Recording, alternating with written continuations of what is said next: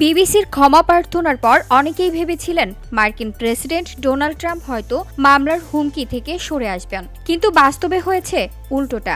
Trump জানিয়েছেন তিনি বিবিসির বিরুদ্ধে যে মামলা করবেন সেখানে ক্ষতিপূরণ চাওয়া অর্থের পরিমাণ হতে পারে ৫ বিলিয়ন বা ৫০০ কোটি ডলার।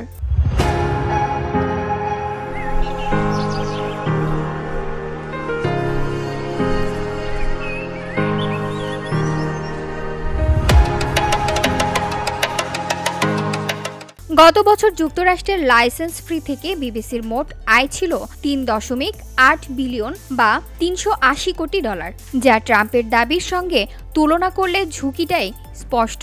শুক্রবার ট্রাম্প অভিযোগ করেন, আমার বলা শব্দ তারা পরিবর্তন করে দিয়েছে। তিনি জানতে চান প্যানোরামা কেন দুটি আলাদা ক্লিপ এক করে সম্পূর্ণ ভিন্ন অর্থ দাঁড় করালো। বিবিসি এই সম্পাদনাকে অনিচ্ছাকৃত ভুল বলে দাবি করলেও ট্রাম্প তা মানছেন না।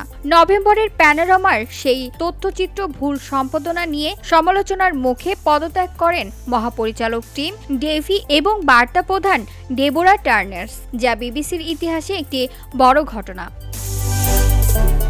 অন্যদিকে ট্রাম্প আরও বিবিসিকে ভুয়া সংবাদের চেয়েও খারাপ বলে আমন্ত্রণ করেছেন ও সাংবাদিকদের বিরুদ্ধে দুর্নীতির অভিযোগ তুলেছেন। সব মিলিয়ে উভয় পক্ষের লড়াই আরও তীব্র হচ্ছে। VOD Bangla news desk.